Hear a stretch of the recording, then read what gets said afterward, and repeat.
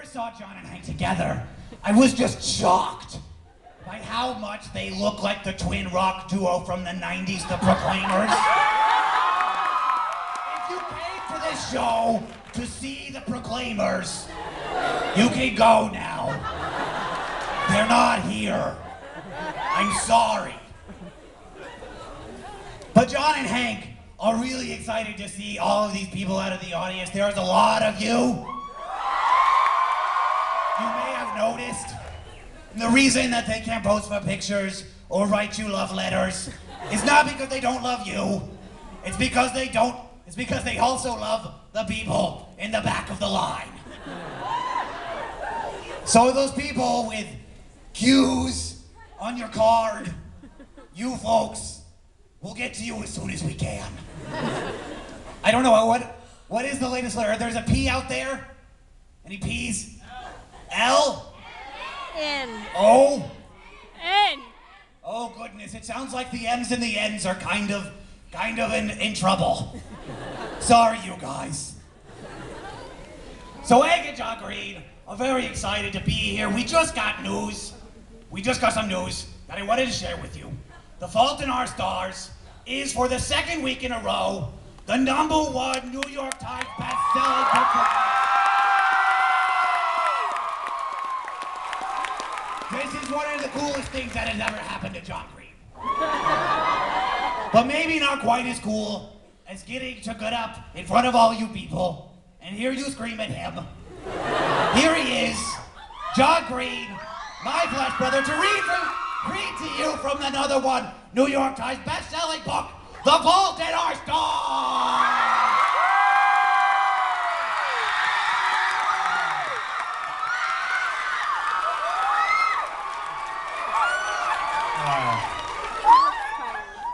So Hazel, Grace Lancaster, and Augustus Waters have just met at a support group for kids with cancer, and Hazel finds herself rather quickly in Gus's basement bedroom.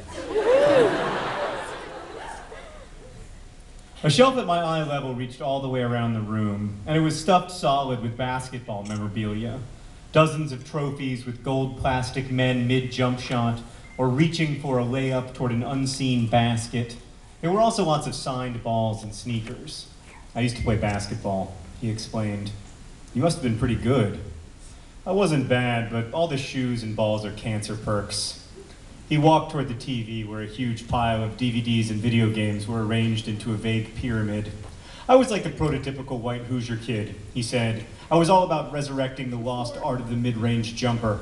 But then one day I was shooting free throws, just like standing at the foul line at the North Central gym, shooting from a rack of balls, and all at once I couldn't figure out why I was methodically tossing a spherical object through a toroidal object. It seemed like the stupidest thing I could possibly be doing.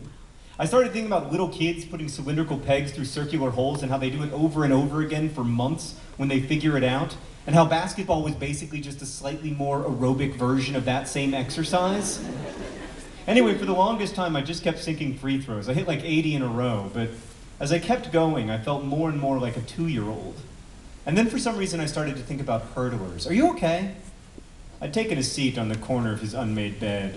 I wasn't trying to be suggestive or anything.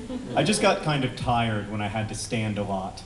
I'd stood in the living room, and then there had been the stairs, and then more standing, which was quite a lot of standing for me, and I didn't want to faint or anything. I was a bit of a Victorian lady, fainting-wise. I'm fine, I said, just listening. Hurdlers? Yeah, hurdlers. I don't know why. I started thinking about them running their hurdle races and jumping over these totally arbitrary objects that had been set in their path. And I wondered if hurdlers ever thought, you know, this would go a lot faster if we just got rid of the hurdles. This was before your diagnosis, I asked? Right, well, there was that too. He smiled with half his mouth. The day of the existentially fraught free throws was coincidentally also my last day of dual-leggedness. I had a weekend between when they scheduled the amputation and when it happened. My own little glimpse of what Isaac is going through. I nodded. I liked Augustus Waters. I really, really liked him. I liked the way his story ended with someone else. I liked his voice. I liked that he took existentially fraught free throws. I liked that he was a tenured professor in the Department of Slightly Crooked Smiles.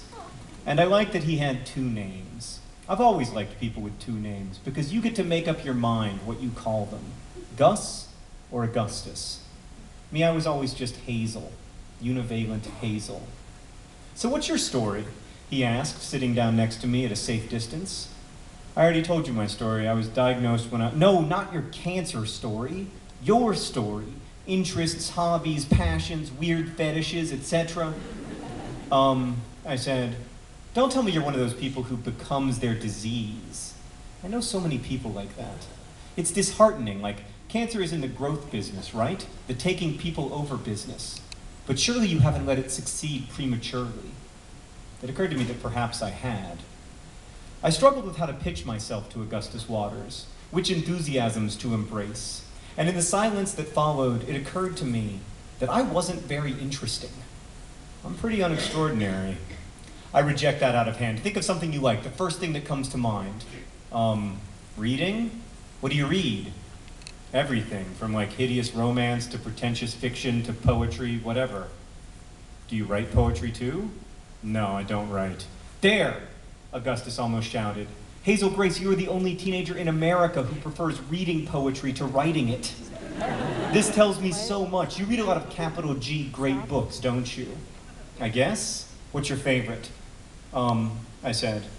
My favorite book by a wide margin was An Imperial Affliction, but I didn't like to tell people about it.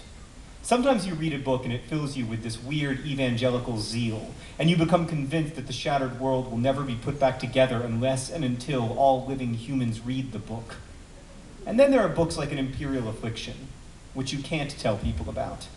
Books so special and rare and yours that advertising your affection feels like a betrayal.